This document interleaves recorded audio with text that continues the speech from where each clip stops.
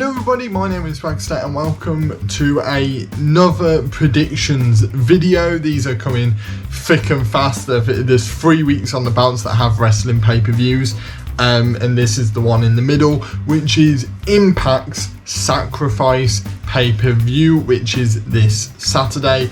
I've actually managed to keep up with IMPACT this time. I know I didn't do so well on the last predictions video, which was completely my fault. But at the moment, to be completely honest with you, I've kept up with pretty much every single promotion that's going on at the moment. So I'm managing to do it, but managing to do it. So without further ado, I will move into this predictions contest with the first match on the card, which is Havoc and Neve versus Tennille Dashwood and Caleb. Sorry about that, my watch went off. In this one, I am going to go for Havoc and Neve. I feel like this has been a very clever way of getting Havoc and Neve back on winning ways without taking away from any of the other tag teams in the Knockouts tag team division, as there's not many established tag teams like at the moment in that division. It's given them time to focus on the women's division and focus on the title match, etc.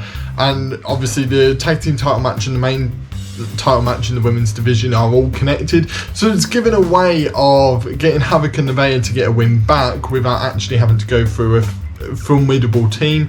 Tennille Dashwood is a great wrestler, and so is Caleb, but Caleb will eat the pin here. This is, as I said, just a very clever way of getting them a win back, and I love it.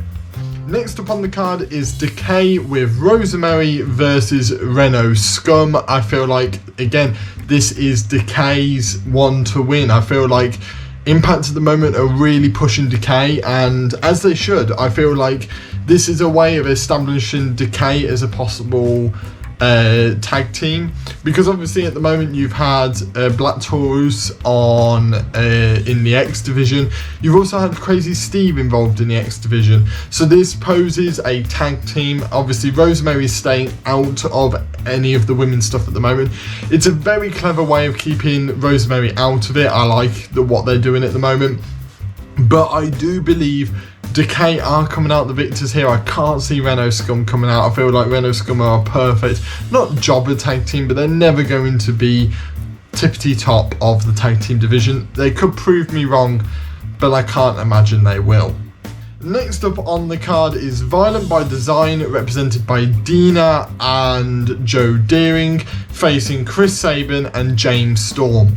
I think they're called Beer Guns or something is their little nickname. This one's an interesting one for me because I feel as though this is one of the harder matches on the card to predict.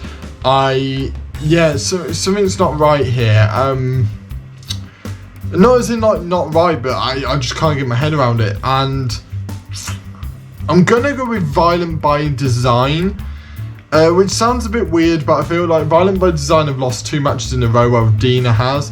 Now they could either go down the route where Deonna loses again and it's all hell breaks loose, or they could do the whole like Deonna gets his win back.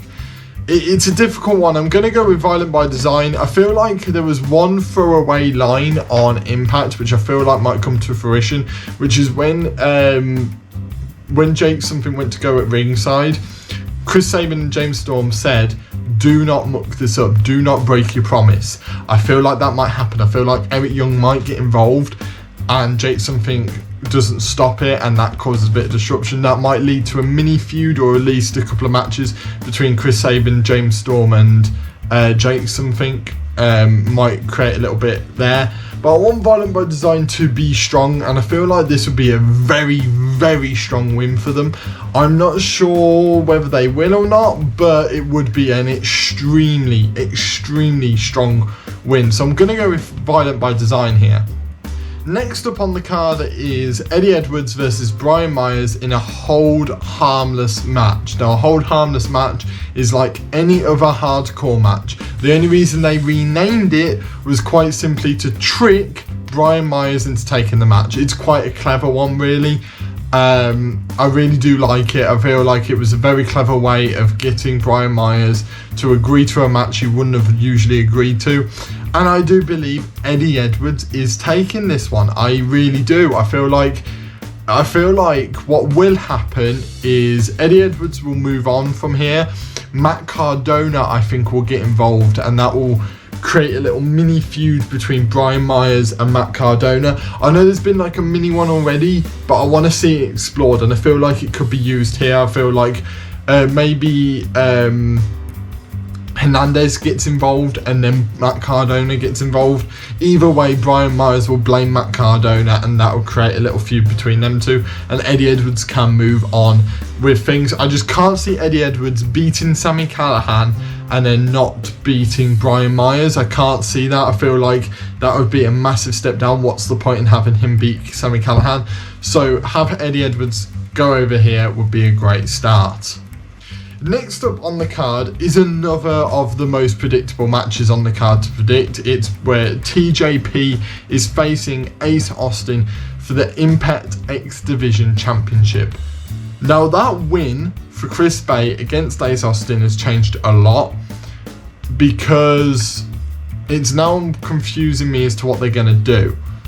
I feel like they might give it Ace Austin and then have a four-way, because basically TJP's been a bit arrogant. He keeps going, why should I be concerned about someone that's just lost tonight? Well, the problem is if TJP loses that title, Josh Alexander has pinned Ace Austin, so has Chris Bay. What does that set up? A fatal four-way match. And I feel like that could happen at Rebellion. Maybe they set up more people get involved, etc, etc, but I feel like it could be a multi-man match at Rebellion. So yeah, I'm going to go with Ace Austin here. I feel like that loss, I was going to go with TJP. I have to admit, I was going to go with TJP. But I'm going to go with Ace Austin, and it might be heart over head a little bit, because I do love Ace Austin. But I feel like the way they kept referencing all of these different losses for Ace Austin recently have kind of said to me Ace Austin might win here and create many feuds. If TJP wins, I'm not really sure where it goes. Obviously Josh Alexander can go after him, but we've seen it. Chris Bay can go after him, but I don't know. Having Ace Austin as champion, you've got the fresh match in TJP and Ace Austin because the championship will be switched. Josh Alexander versus Ace Austin in a singles match, we're not really seeing. And Chris Bay versus Ace Austin without shenanigans could be a very interesting one indeed. So I think Ace Austin for this one, and he will beat TJP and he will get that X Division Championship. Next up on the card is the Impact Knockouts Tag Team Championship match between Fire and Flava and Jordynne Grace and Jazz. Now, for this one, I'm going to go with Fire and Flava. I feel as though they need to have a really lengthy run. Not necessarily a lengthy run, I feel like maybe till Rebellion. But I want them to hold it from the moment they got those titles at Hard to Kill, I think it was. And then if they drop it at Rebellion, they drop it at Rebellion. But I feel like you can't really have them not beat more than one challenger. They've beaten Havoc and Neve. They need to beat another formidable team. And then if they lose it, they lose it. But at least then they'll have 2 wins under their belt as champions. I feel like it's too early to take the title off Fire and Flava, and that's basically what I'm going off here. So yeah, Fire and Flava will walk away with those Impact Tag Team Championships yet again. Where Jordynne Grace and Jazz go from there, I don't really know. To be honest, I'm expecting Jordynne Grace to maybe go after Diona Perazzo. We might go full circle with the women's division of Diona Perazzo came in, beat Jordynne Grace for the title. We might have it come full circle and maybe another match between Grace and Purrazzo. But no matter where they go, I feel like Fire and Flava are going to be the ones walking away with those tag titles. Next up on the card, speaking of the Impact Knockouts Championship, is the Knockouts Championship match between Deonna Perazzo and ODB. Now, I have a soft spot for ODB, I have to be honest. If any of you have been keeping up with my TW series that is also on the channel, you will know I'm a massive fan of ODB. I have been since I was a kid. I loved her when I was watching Impact back in the day, and she doesn't seem like she's lost a beat. Her personality is just brilliant. However, all of that aside, Diona Perazzo is walking out with this championship. To be honest, the main title scene in the Knockouts division has been quite weak at the moment. I don't know what it is. I feel like the last couple of matches that Diona Perazzo has been involved in, the build hasn't really been enough for me to feel like the challenger's going to take it. Because I don't think ODB is going to take it. I didn't think Ty Valkyrie was when she challenged. It just seemed a bit odd, if I'm honest, as to where they're going with this Knockouts Championship, and I don't even think they know. But I feel like Diona Perazzo needs to walk away with this. I feel like it will make Diona Perazzo look weak. I feel like the stable of Kimberly, Susan and Diona Perazzo kind of needs Diona Perazzo as champion. Maybe Susan will eventually change back into Su Yung and that's what causes it. I don't really know, but I'm expecting something like that to happen. That might be the reason that Diona Perazzo loses, but I don't think that will happen at this pay-per-view. Next up is the Impact World Tag Team Championship match between the champions of the Good Brothers versus FinJuice from New Japan Pro Wrestling. Now, for this one, I'm going to go with the Good Brothers. I feel like they're using these connections very well. Obviously, it was Private Party at the last pay-per-view. It's going to be FinJuice here. I feel like it's going to be a way to keep the Good Brothers strong. And give them also time to build up other tag teams to take those titles. I can't see FinJuice being a permanent thing in Impact. I feel like this is a very good way of opening that forbidden door. So we're going to probably see more crossovers, but I feel like this one was a nice crossover with a really nice storyline with callbacks to their New Japan days, the Good Brothers New Japan days. And here will be a time where the Good Brothers walk away those Impact Tag Team Championships, especially with the fact that obviously the connections with AEW. I feel like the stable involving with Kenny Omega and Don Callis, I feel like that is made a lot stronger if the Good Brothers have those Impact Tag Team Championships, especially with the Good Brothers being so involved in a lot of the AEW storylines at the moment. It basically means that the Good Brothers should come away with the win in all of these situations. So yeah, for this to work, Good Brothers need to walk away with the victory.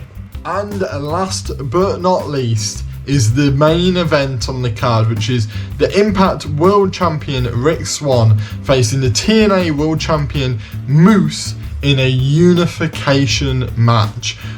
So there will no longer be two world champions in Impact, there will only be one, and the winner of this will go on to face AEW World Champion Kenny Omega at Rebellion.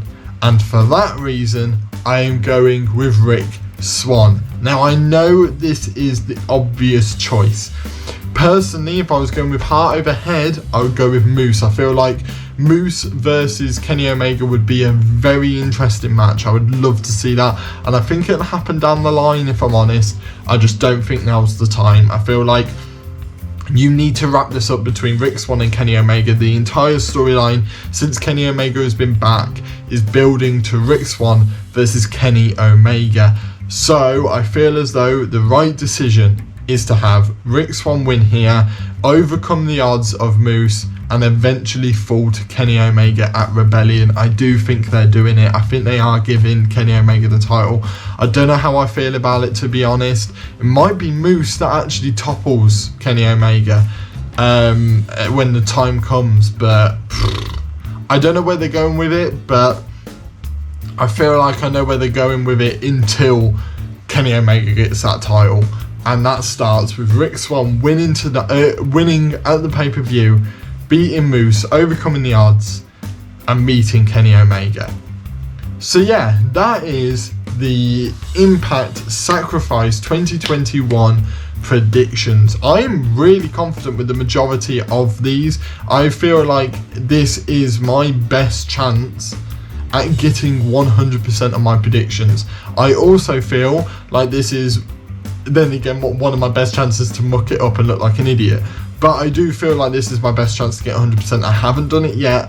Hopefully I will do it this Saturday. That would be unbelievable. But thank you guys for watching this video. I hope you have enjoyed my predictions contest. Next week will be Fastlane predictions with Cai yet again. We've got some big plans. There's some big things on the way with me and him over the next week. I can't believe it's only a week away. It feels like ages ago that me and Cai planned this, and it's coming up thick and fast, and you guys are going to absolutely love what we're doing with this, and I can't wait to reveal it all to you.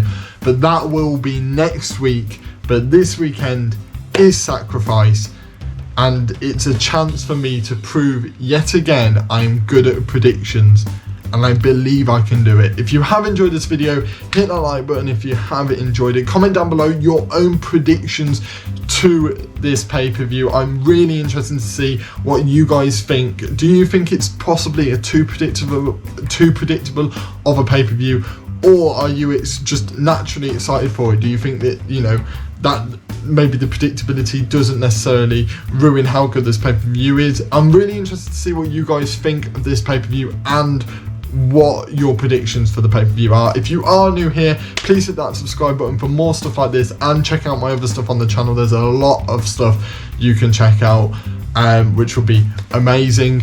And yeah, thank you guys for watching. Enjoy the pay-per-view, and I shall see all of you in the next video. See ya.